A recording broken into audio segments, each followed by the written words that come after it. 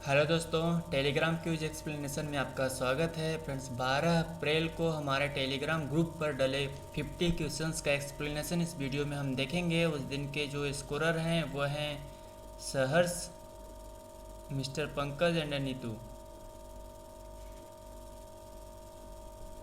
चलिए एक्सप्लेनेशन इस वीडियो को स्टार्ट करते हैं हम।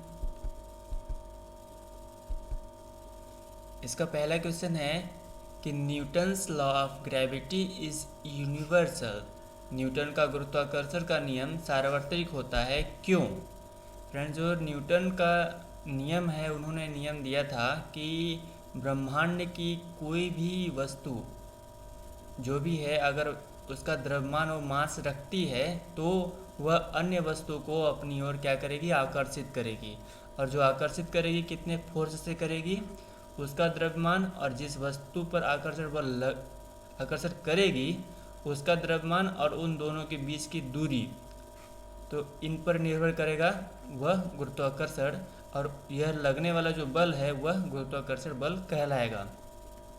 तो इसका जो आंसर हो जाएगा कि यह सभी द्रव्यमान पर सभी दूरियों पर लागू होता है तथा माध्यम से प्रभावित नहीं होता है। क्योंकि देखा जाए तो ये ब्रह्मांड की सभी वस्तुओं पर लागू होता है, और ब्रह्मांड यानी अंतरिक्ष पर में कोई भी माध्यम नहीं है, वहाँ निर्वात है। इसलिए आंसर होगा इसका सी। अगला क्वेश्चन है, वृत्ताकार गति करने के लिए किसी वस्तु में कौन से बल आवश्यक है? Which is required for the circular motion of the object. किसी वस्तु अगर कोई गोलाकार गति से घूम रही है तो वह केंद्र से जुड़ी हुई होगी और एक निश्चित त्रिज्या से जुड़ी हुई होगी, तभी वो गोलाकार गति से घूम पाएगी। तो इसके लिए जो अभिकेंद्रीय बल है, सेंट्रीपिटल फोर्स, इसको कंसंट्रेशन फोर्स भी कहा जाता है, यह जिम्मेदार होता है और यह आवश्यक होता है। इसका जो फार्मूला है वह है कि जो वस्तु घूम रही है उसका द्रव्यमान और जिस वेग से घूम रही है उसका स्क्वायर बटे उसका जो त्रिज्या है केंद्र से दूरी, उसका अनुपात। तो फ्रेंड्स, इसका आंसर होगा सी। अगला क्वेश्चन है, गुरुत्वाकर्षण के सार्वत्रिक नियतांक जी का मान निर्भर करता है। फ्रेंड्स, ये क्या है? गुरुत्वाकर्षण का कांस्टेंट है, कांस्टेंट वैल्यू है जी। इसका जो मान है वह किसी पर भी निर्भर नहीं करता है। और ये गुरुत्वाकर्षण बल है, उसका फार्मूला ये दोनों वस्तुओं के बीच में, जहाँ पे जिन वस्तुओं के बीच में लगता है उनके द्रव्यमान का गुणनफल के अनुक्रमानुपाती और दोनों के बीच के दूरी के व्युत्क्रमानुपाती होता है।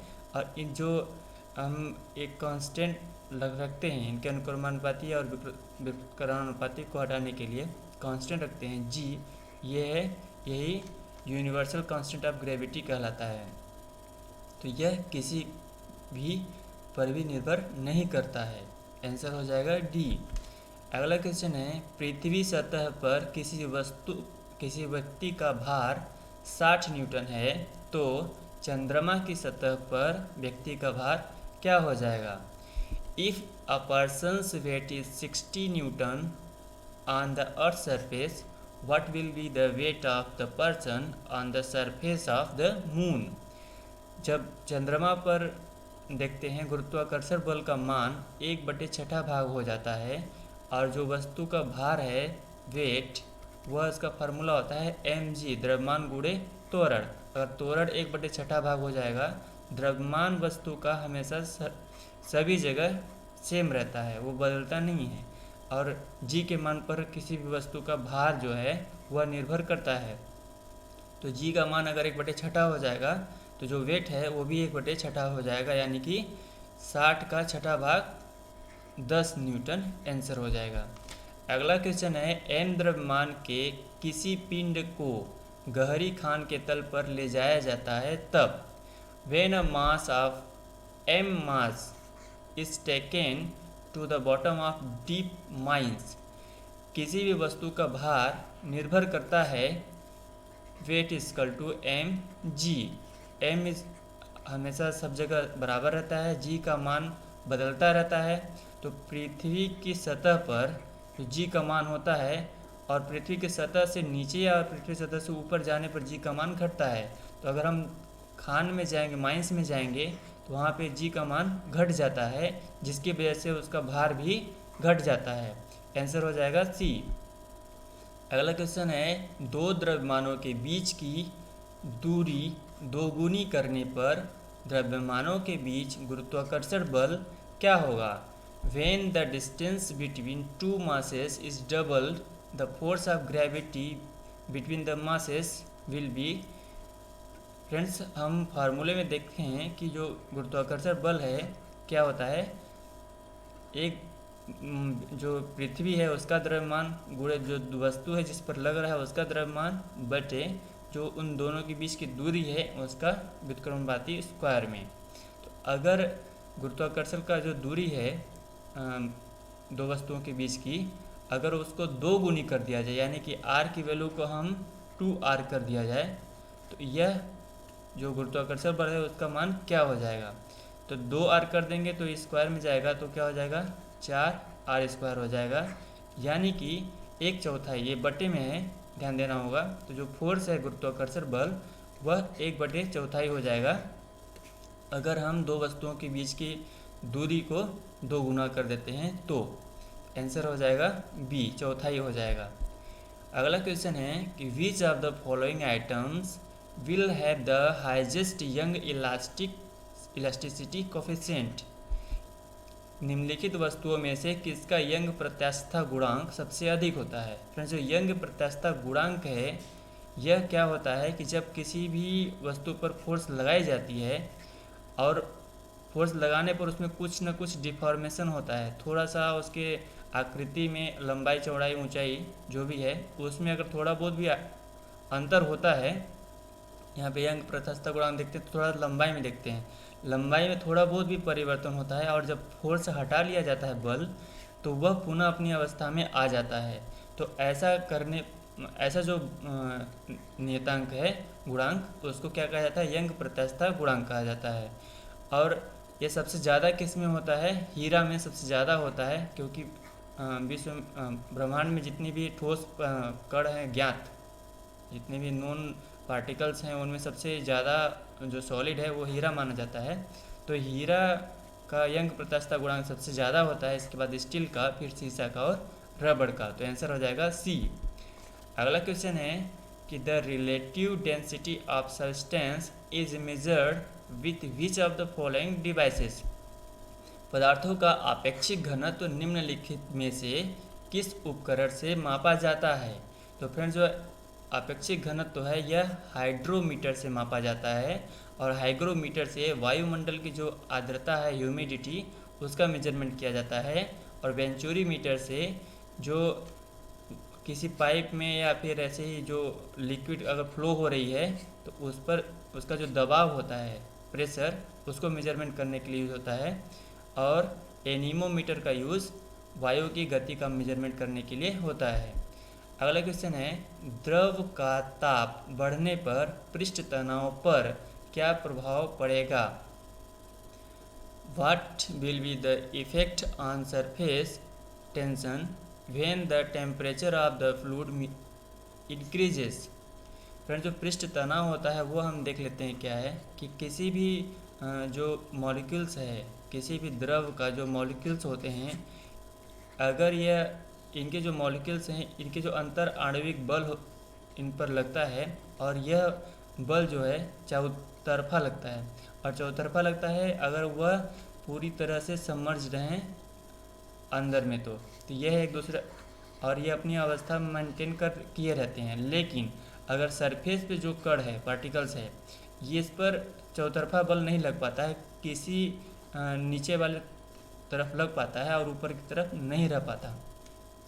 और जो इधर सरफेस पे रहता है ये कोशिश करता है कि हम कम से कम डिस्टेंस को कवर करें, कम से कम डिस्टेंस को कवर करें, और जो वायुमंडलीय दबाव है ये भी इस पर कार्य करती रहती है। यहाँ पे हम देखते हैं कि जो पृष्ठ तनाव है वह किसी भी पदार्थ का जो है, किसी भी द्रव का गुण होता है, जिसके कारण वह कम से कम क्षेत्रफल कवर करने की कोशिश करता है। और इसका जो फार्मूला होता है वह होता है बल प्रति इकाई लंबाई L, यानी कि न्यूटन प्रति मीटर इसका फार्मूला होता है। और जब हम इसका गर्म करेंगे किसी द्रव को, तो इसका जो अंतराण्विक बल है यह इसके अणुओं की गति को बढ़ा देगा, और गतिज ऊर्जा बढ़ जाने से यह जो सरफेस टेंशन है वह क्या होगी, कम हो जाएगी। यानी कि एक तरह से देखा जाए तो इनकी जो लंबाई है यह बढ़ जाएगी, और जो सरफेस टेंशन है वह कम हो जाएगा। आंसर हो जाएगा विल डिक्रीज, बी। अगला क्वेश्चन है, which of the following are examples of page stress. Surface tension की बात कर रहा है कि सरफेस टेंशन, इसका जो ट्रांसलेशन है थोड़ा सा मिस्टेक है, सरफेस टेंशन होगा कि सरफेस टेंशन के उदाहरण क्या है। आप देखते होंगे कि जब हम पानी में सुई है अगर सीधी अवस्था में सीधी ऊंचाई से डालते हैं तो डूब जाती है, लेकिन अगर इसे फ्लैट करके डालें तो वो तैरती रहती है। तो यह और गर्म सूप का जो टेस्ट है, स्वाद है, वह बढ़ जाता है, अच्छा लगता है। और साबुन का जो घोल है वह बुलबुला बन करके उड़ता है, बुलबुले के रूप में और गोल शेप में ले लेता है। यह सारे उदाहरण जो है वह सरफेस टेंशन के हैं। अगला क्वेश्चन है, the dress Ariel wore. Ariel ने जो ड्रेस पहना है, आगे का जो सेंटेंस ये डिपेंड करता है कि यहाँ पे क्या फिल किया जाए। तो आगे का सेंटेंस बोलता है विथ स्मॉल, छोटा, ग्लासी बीड्स, मोतियों जो चमकीले मोती है उसमें, creating a swimming effect.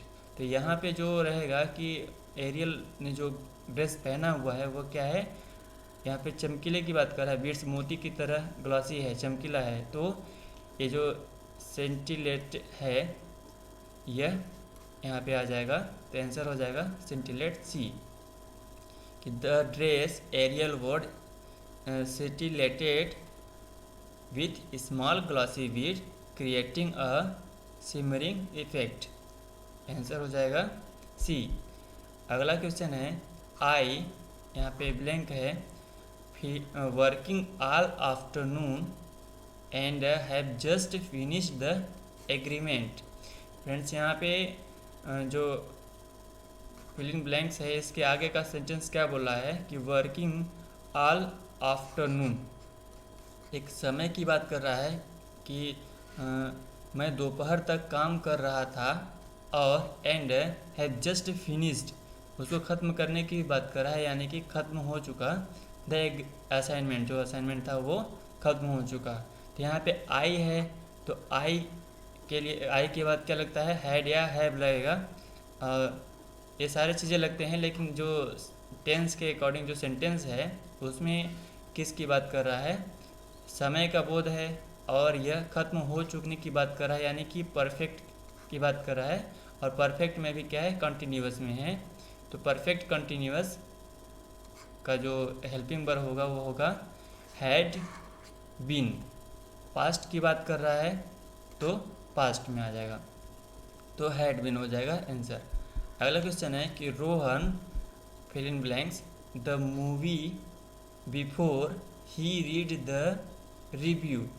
Review पढ़ने से पहले रोहन क्या किया था, द मूवी, फिल्म देख लिया था, यानी देख चुका था। तो यहाँ पे पास्ट की बात चल रही है, और चुका है, चुकी है जहाँ पे लगता है वहाँ पे परफेक्ट वाली बात आती है, तो पास्ट परफेक्ट टेंस हो जाएगा। और रोहन सिंगुलर है इसलिए यहाँ पे हैव नहीं लगेगा, हैड लगेगा। तो आंसर हो जाएगा हैड वाच्ड, आंसर हो जाएगा सी। अगला क्वेश्चन है कि ही, आगे का सेंटेंस है in the states but he still does not have a command over the English language. वह राज्यों में, यहाँ पे डैश है, क्या कर रहे हैं, लेकिन अभी भी उनके पास अंग्रेजी भाषा पर कमांड नहीं है। तो यहाँ पे फ्रेंड्स सही सूटेबल जो है कि ही है तो सिंगुलर है। अब सिंगुलर के लिए हैव नहीं रहेगा, तो हैव यहाँ पे कैंसिल हो जा रहे हैं। और यहाँ पे बोल रहा है कि डज नॉट, ये एक तरह से प्रेजेंट टेंस की बात कर रहा है, और काम अभी चल रहा है, तो यहाँ पे जो इसका आंसर होगा वो हो जाएगा हैज़ बीन लिविंग, आंसर हो जाएगा। अगला क्वेश्चन है by the next month we shall blank the project. By the next month की बात कर रहा है, यानी कि अगले महीने की बात कर रहा है, फ्यूचर का सेंस है यहाँ पे। तो वी सेल कि अगले महीने तक हम इस परियोजना को क्या कर लेंगे, पूरा कर लेंगे। तो यहाँ पे जो सेंटेंस आएगा, सेंटेंस के फिलिंग में वो आ जाएगा है कंप्लीटेड। वी प्लूरल जो सब्जेक्ट है प्लूरल है, तो यहाँ पे हैज़ नहीं आएगा, हैव आएगा, आंसर हो जाएगा डी। और इसमें जो एक एग्रीमेंट है वो ये देखा जाता है कि जब कोई सेंटेंस स्टार्टिंग में अगर वो फ्यूचर का रियलाइज करे और उसके बाद का जो सेंटेंस है वो फ्यूचर परफेक्ट टेंस में होता है, कि यानी कि पहला वाला जो सेंटेंस वो है अगर फ्यूचर का रियलाइज कराए तो आने वाला जो सेंटेंस है वो क्या होगा, फ्यूचर परफेक्ट टेंस का सेंटेंस होगा। तो यहाँ पे क्या हो जाएगा, हैव कंप्लीटेड। नेक्स्ट क्वेश्चन है एप्टी रीजनिंग का कि आपके पास 20 बड़ी और 16 छोटी डायरी हैं और आप प्रत्येक पैक में दोनों को मिलाकर उपहार पैक गिफ्ट बनाना चाहते हैं बिना किसी लेफ्ट ओवर के, यानी कि आप कुछ और ऐड किए बिना ही जो दिया गया है उन्हीं में से कोई बड़ा उपहार पैक बनाना चाहते हैं, तो कि अधिकतम कितने पैक बना सकते हैं। तो इस तरह के क्वेश्चंस होते हैं कि आपके पास दो छोटी डायरी है 20 और 16 और इन दोनों को मिला करके आपको बनाना है। तो दोनों को हम पहले इनका गुणनखंड देख लेते हैं। तो 2 गुणे 2, 2 दूना 4 गुणे 5 और इसका हो जाएगा 2 दूना 4 दूना 8 दूना 16। और दोनों को मिला के अगर बनाना है तो इनमें से दोनों में कौन सा शामिल है, ये शामिल है, ये शामिल है, बाकी शामिल नहीं है। तो इन दोनों को मिलाकर के अधिकतम जो गिफ्ट बनेगा 2 गुणे 2 ही बन पाएगा, यानी कि 4, आंसर हो जाएगा बी। अगला क्वेश्चन है कि ये P/Q के फॉर्म में कुछ अभिन्न चीज़ें, अभिन्न संख्याएं दी हुई हैं, तो इनके मध्य सबसे छोटा भिन्न कौन सा है। इनके बीच में जो सबसे छोटा है इसके लिए हम यह इसको सॉल्व करने के लिए देखते हैं 8 इनके जो हर हैं नीचे वाले पार्ट जो हैं उनका हम एलसीएम ले लेते हैं। 4 16 12 एलसीएम ले लेंगे तो कितना आ जाएगा, 2 से कट जाएगा पहले, तो आ जाएगा 4 2 8 6, अगेन 2 से कट जाएगा तो 2 1 4 3, अगेन 2 से कटेगा तो 1 2 3 और अब कटने का चांस नहीं है, तो 2 3 6 2 ना 12 2 ना 24 2 ना 48, यानी कि 48 एलसीएम आ गया। अब 48 एलसीएम आ गया। अब अगर सभी के जो नीचे वाला डिनोमिनेटर है उसको अगर हम 48 करना चाहें तो 8 को अगर हमें 48 बनाना है तो कितना का गुणा करना पड़ेगा, 8 छंग 48, 6 का गुणा करना पड़ेगा ऊपर नीचे दोनों में। तो 6 का नीचे ऊपर नीचे दोनों में गुणा करेंगे तो पहला वाला जो पार्ट है 6 पंचे 30 हो जाएगा और फिर 48 होगा।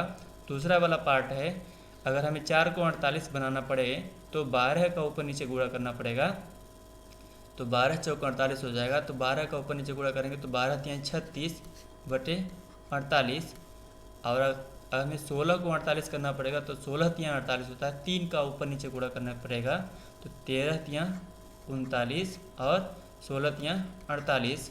इसी तरह 7 बटे 12 को अगर हम नीचे डिनोमिनेटर को हम 12 को 48 में कन्वर्ट करना चाहेंगे तो 12 चौक 48, 4 का ऊपर नीचे गुणा करना पड़ेगा, यानी कि 7 चौक 28 बटे 12 चौक 48। और हम ये देखते हैं कि नीचे के सारे पद समान हैं तो ऊपर के जो पद हैं वह छोटा बड़ा हम देख सकते हैं। तो सबसे पूछ रहा है कि सबसे के मध्य इनके बीच में से सबसे छोटी भिन्न कौन सी है, छोटा भिन्न कौन सा है। तो इनमें हम देख सकते हैं कि जो 28 है बाकी उससे सबसे छोटा है और 39 वाला जो पार्ट है वह सबसे बड़ा है, तो 13/16 जो है सबसे बड़ा हो जाएगा और 7/12 जो है सबसे छोटा भिन्न हो जाएगा। तो आंसर हो जाएगा डी। अगला क्वेश्चन है कि इन कोडिंग वाले कुछ क्वेश्चंस हैं इस तरह से कि इनके स्थान पे क्या रहेगा, सिंप्लीफिकेशन का भी है। तो 153 यहाँ पे क्या है, एंड है, तो एंड का अर्थ क्या बता रहा है, भाग है 17, और एट द रेट का अर्थ बता रहा है क्या है, गुणा है 6। फिर क्या है, प्रतिशत का अर्थ बता रहा है घटाना, माइनस है 9, और स्टार का जो अर्थ बता रहा है जोड़ना है, यानी कि प्लस 18। तो इनका जो वैल्यू है वो क्या होगा। अब इसको सॉल्व कर लेते हैं।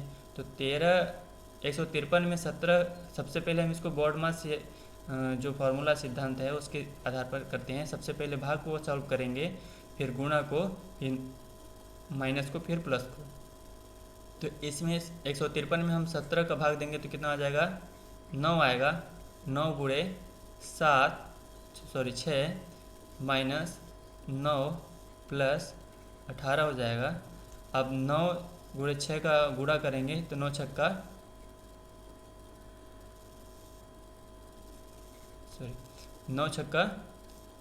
54 हो जाएगा, माइनस 9 प्लस 18 बराबर इतना। और हम जब 54 में 9 को माइनस करेंगे तो कितना आ जाएगा, 45 प्लस 18 बराबर 0। अब 45, सॉरी यहाँ पे 0 नहीं आएगा, यहाँ पे हमें देखना है कि इसका क्या होगा। तो हमें देखना है इसके बराबर, ये इसको और सिंप्लीफाई करते जा रहे हैं, लास्ट में जो होगा वो आएगा। तो 45 और 18 जोड़ देंगे तो कितना आ जाएगा, 55 8 63। तो 63 हो जाएगा टोटल, आंसर हो जाएगा ए। अगला क्वेश्चन है, एक आदमी पश्चिम की ओर 25 किलोमीटर की यात्रा करता है। ये जो डायरेक्शन वाले जो क्वेश्चंस होते हैं इनके लिए आपको एक पॉइंट डिसाइड करना होता है, और पॉइंट के चारों तरफ डायरेक्शन में कि उत्तर नॉर्थ की तरफ ये है, और ईस्ट की तरफ ये है, और वेस्ट की तरफ ये है, साउथ की तरफ ये है। अब जैसे जैसे कोई व्यक्ति जा रहा है उसको उस तरह से फॉलो करते जाएं और आंसर आपके सामने होगा। कि बोल रहा है एक आदमी पश्चिम की ओर, अब पश्चिम किधर साइड में होगा, हमें नॉर्थ का पता होता है, इसके अकॉर्डिंग हम सब निकालते हैं। नॉर्थ हो गया, साउथ हो गया, इधर ईस्ट हो जाता है, और वेस्ट इधर होता है।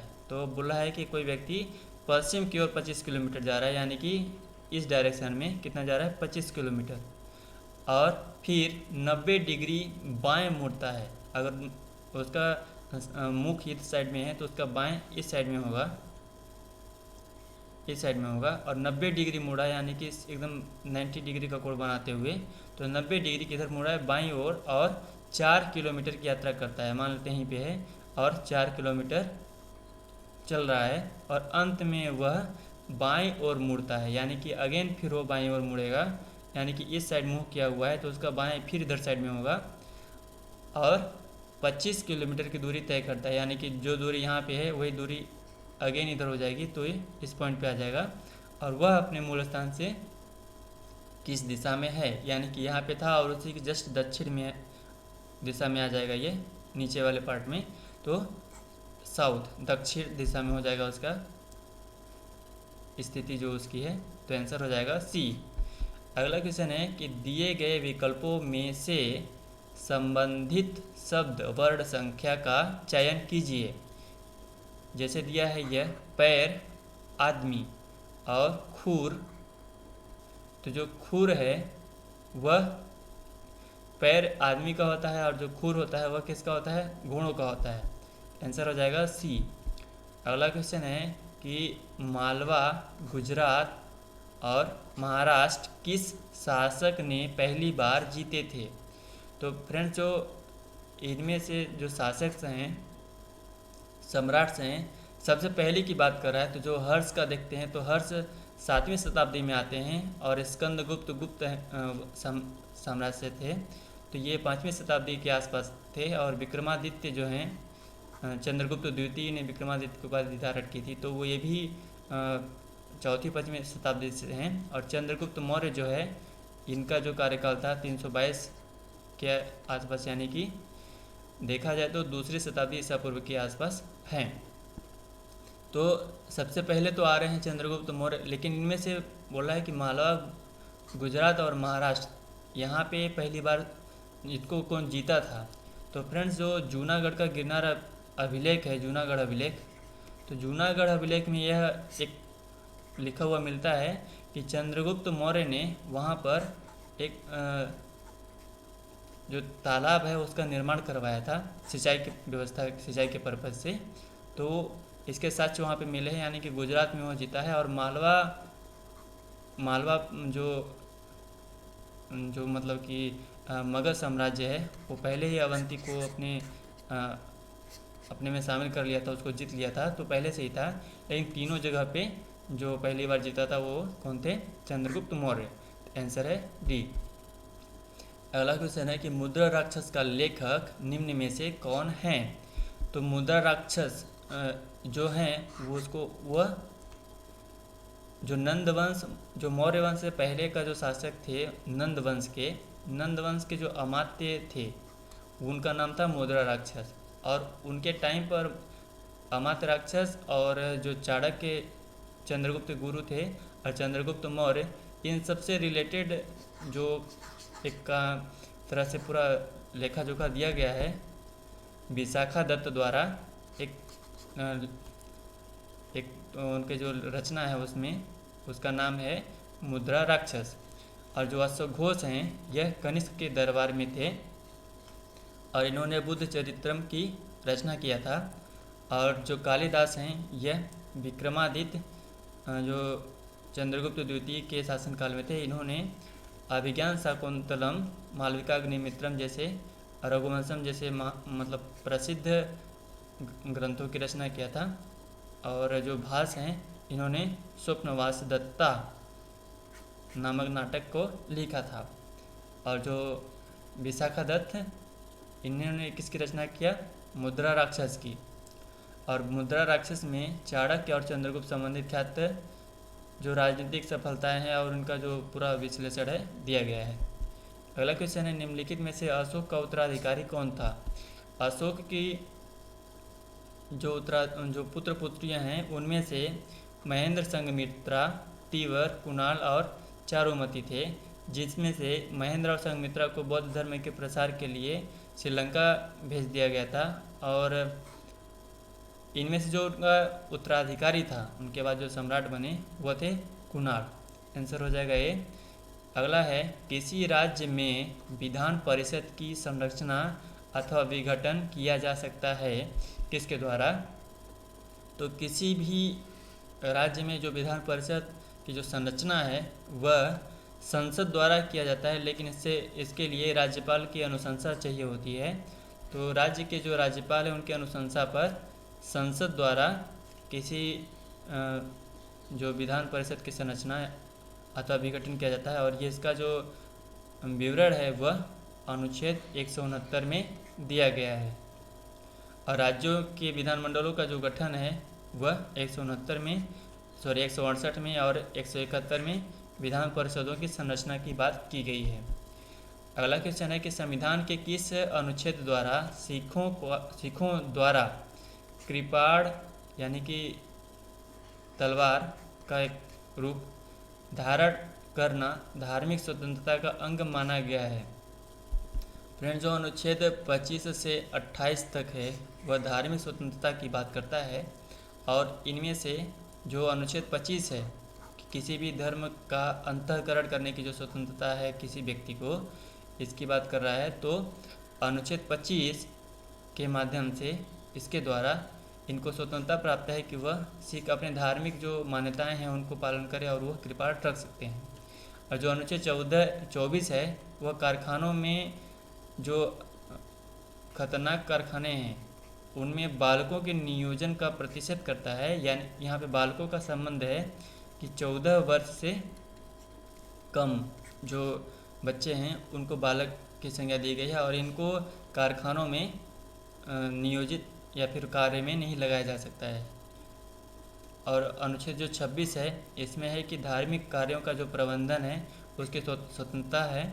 और अनुच्छेद 27 है इसमें यह है कि अगर कोई व्यक्ति धार्मिक कार्य के हेतु अपने धन का कुछ निश्चित हिस्सा अगर रखता है तो उस निश्चित हिस्से पर कर से उसको छूट मिलती है, तो इसकी बात करता है। तो आंसर जो है इसका बी है। अगला क्वेश्चन है कि संविधान द्वारा प्रदत्त धार्मिक अधिकारों पर राज्य किन आधारों पर प्रतिबंध लगा सकता है? तो जो स्वास्थ्य संबंधी अगर कुछ प्रॉब्लम्स आते हैं या सदाचार और लोक व्यवस्था संबंधित प्रॉब्लम्स आते हैं, तो जो राज्य है, यानी कि जो राज्य का मतलब यहाँ से देश से मतलब है कि जो देश है वह क्या करेगा, उन पर प्रतिबंध लगा सकता है। तो तीनों मामलों में लगा सकता है। आंसर है डी। अगला क्वेश्चन है, निम्न में से कौन सा भारत में मुद्रास्फीति का प्राक्कलन का सबसे प्रचलित माप है? Which of the following is the most prevalent measurement of inflation estimate in India?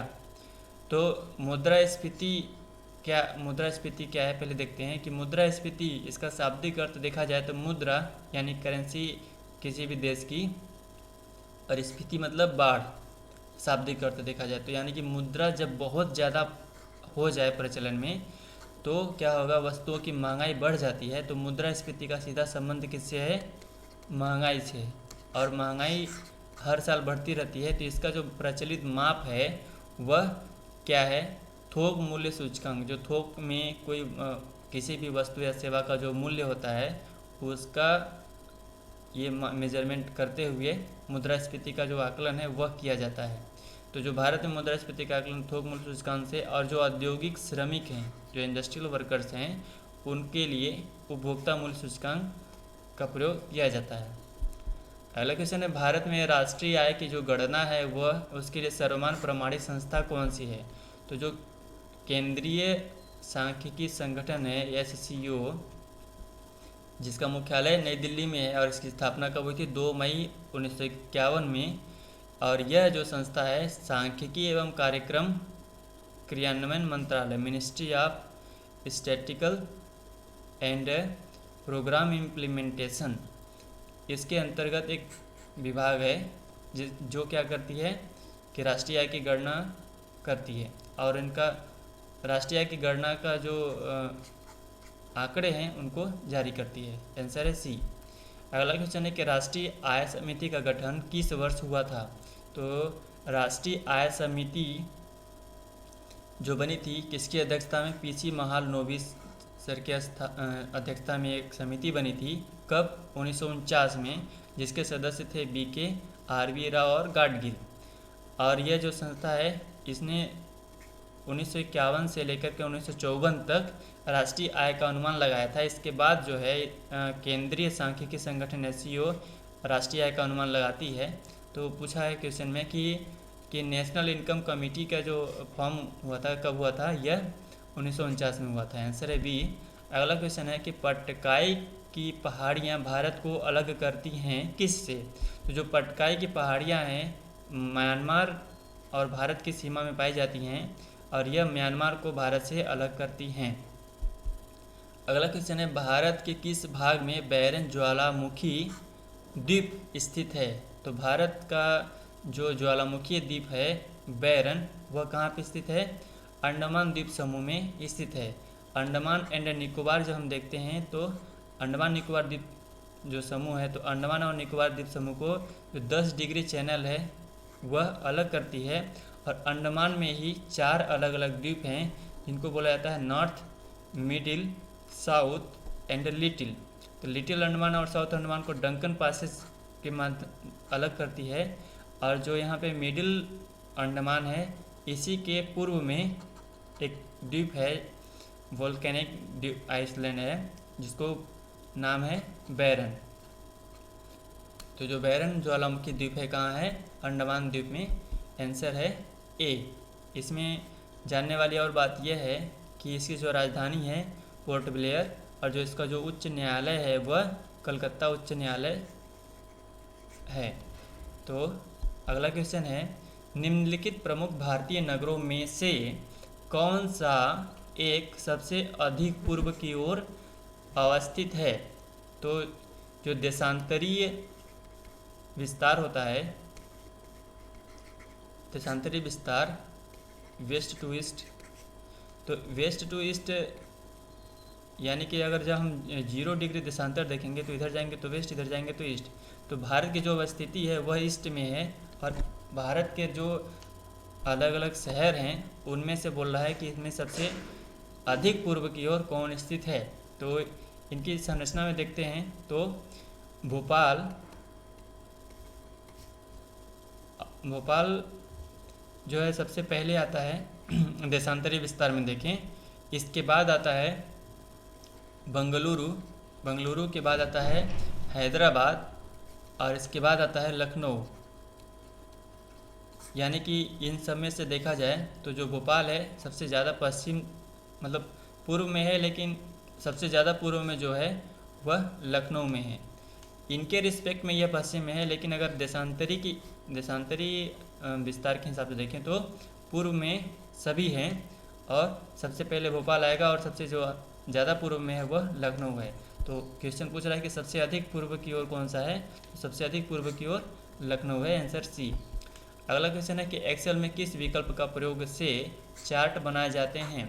तो जो चार्ट है एमएस ऑफिस में 2016 संस्करण में जो आया था इसका, उसमें इसको शामिल किया गया था, और यह चार्ट विजार्ट का प्रयोग करके बनाए जाते हैं। अगला क्वेश्चन है निम्नलिखित युगों पर विचार करिए। गरबा गुजरात, मोहिनीअट्टम ओडिशा, यक्षगान कर्नाटक। तो फ्रेंड्स इनमें आपको पता होगा कि जो गरबा है वो गुजरात का है, सही है बिल्कुल बात, और मोहिनीअट्टम जो है यह उड़ीसा का ना होकर के केरल का है, तो दूसरा गलत है, और यक्षगान कर्नाटक का है, ये सही है। तो 1 और 3 ऑप्शन में सही है। अगला क्वेश्चन है कि कोयले की दलाली में मुंह काला, ये जो कहावत है इसका अर्थ क्या है। इसमें यह है कि जो बुरे काम हैं उनमें अगर शामिल होंगे तो बुरे काम से बुराई ही मिलेगी, तो इसका जो आंसर है डी हो जाएगा। अगला क्वेश्चन है शतरंज की बिसात यानी कि जो चेस बोर्ड है उसमें कुल कितने घर होते हैं। जो चेस बोर्ड है वह स्क्वायर में होता है, और स्क्वायर के सभी जो इसके साइड्स हैं उनमें 8-8 पार्ट्स में डिवाइड होते हैं ये, तो 8-8 खाने बने रहते हैं, और सभी 8-8 खाने रहते हैं, तो 8 × 8 हो जाएगा इसका, तो 8×8 = 64 इसका आंसर हो जाएगा। अगला क्वेश्चन है ओलंपिक खेलों में तैराकी के स्विमिंग पूल में कितने लेन होते हैं। जो लेंस की संख्या होती है स्विमिंग पूल में ओलंपिक गेम्स में वह कितनी होती है, 8 होती है, आंसर है बी। अगला क्वेश्चन है कि मध्य प्रदेश राज्य की कौन सी नदी सर्वाधिक मृदा अपरदन करती है। चंबल घाटियों में सबसे ज़्यादा बीहड़ पाए जाते हैं, और वहाँ पे देखा जाता है कि उसका नाम ही चंबल नदी के आधार पर बना है, तो आंसर है ए, जो सर्वाधिक मृदा अपरदन करती है मध्य प्रदेश के चंबल संभाग में, आंसर है ए। मध्य प्रदेश का सबसे ऊंचा चचाई जलप्रपात यह रीवा में बीहड़ नदी पर पाया जाता है, स्थित है, आंसर है सी। मध्य प्रदेश में मैकाल पर्वत श्रेणी में किस प्रकार का अपवाह प्रतिरूप पाया जाता है। तो जो मैकाल पर्वत श्रेणी है मध्य प्रदेश में, इसमें अध्यारोपित जो प्रतिरूप है, इसका जो रन ऑफ मॉडल है वह इम्पोज्ड रन ऑफ मॉडल है मैकाल माउंटेन में, आंसर है ए। कौन सी नदी बेतवा नदी की सहायक नदी नहीं है। तो जो बेतवा नदी की सहायक नदी नहीं है इनमें से खान नदी है। खान नदी जहाँ पे जिसके किनारे इंदौर शहर बसा हुआ है, खान नदी छिपरा नदी की सहायक नदी है, और ये जो सिंध बीना धसान है ये बेतवा नदी की सहायक नदी है, तो आंसर है बी। कौन सी नदी शिवपुरी के पठार से निकलती है। शिवपुरी के पठार से कुनू नदी निकलती है, आंसर है सी। निम्न में से कौन सी नदी दक्षिण की ओर बहती है। दक्षिण की ओर बहने वाली जो नदी है वह है बैनगंगा, आंसर है सी। मध्य प्रदेश में किस प्रकार की जलवायु पाई जाती है। तो मध्य प्रदेश में समशीतोष्ण जलवायु पाई जाती है, आंसर है सी। मध्य प्रदेश में शीत ऋतु को क्या कहा जाता है। तो मध्य प्रदेश के में जो विंटर सीजन है उसको सियाला कहा जाता है, आंसर है ए। भारतीय विमानपत्तन प्राधिकरण एयरपोर्ट अथॉरिटी ऑफ इंडिया के जो अध्यक्ष हैं उनके रूप में किसे नियुक्त किया गया है? तो जो संजीव कुमार हैं उनको एयरपोर्ट्स अथॉरिटी ऑफ इंडिया का जो चेयरमैन वो नियुक्त किया गया है। जनजातीय स्वास्थ्य सहयोगात्मक अनमाया का शुभारंभ किसने किया था? तो जो स्वास्थ्य मंत्री हैं डॉक्टर हर्षवर्धन, इन्होंने इसका शुभारंभ किया है। अंतर्राष्ट्रीय मुद्रा कोष IMF ने वित्त वर्ष 2021-22 के लिए भारत की विकास दर का अनुमान बढ़ाकर कितना प्रतिशत कर दिया है? तो विकास दर की जब बात करें, ग्रोथ रेट की, इसका अनुमान बढ़ा करके IMF ने भारत के लिए कितना कर दिया है? 12.5 कर दिया है। आंसर है डी। अगला क्वेश्चन है, पद्मश्री फातिमा रफीक जकारिया का हाल ही में निधन हो गया, वह क्या थी? वह क्या थी? एक जर्नलिस्ट थी, पत्रकार थी। आंसर है सी। अगला क्वेश्चन है कि हाल ही में भारत के सर्वोच्च न्यायालय द्वारा शुरू किए गए आर्टिफिशियल इंटेलिजेंस पोर्टल का नाम बताइए। The name of artificial intelligence portal recently launched by the supreme court is. Supreme court of India ने सुपेस नामक आर्टिफिशियल इंटेलिजेंस पोर्टल लॉन्च किया था, उसका नाम है सुपेस, SUPACE। आंसर है डी। फ्रेंड्स, जो 12 अप्रैल है उसका रिपोर्ट कार्ड है, उसमें हम देखते हैं सहर्ष जो टॉपर्स रहे हैं उस दिन के, उनका 29 है। इसके बाद है मिस्टर पंकज 24, इसके बाद है नीतू 22, ज्योति 18, गुलनार 16, राकेश 15 एंड रामविलास 14, SD 18। तो फ्रेंड्स, इस वीडियो में इतना ही। अगले वीडियो में हम 13 अप्रैल के क्वेश्चंस एक्सप्लेनेशन के साथ आपके सामने उपस्थित होंगे। तब तक के लिए धन्यवाद। Thank you.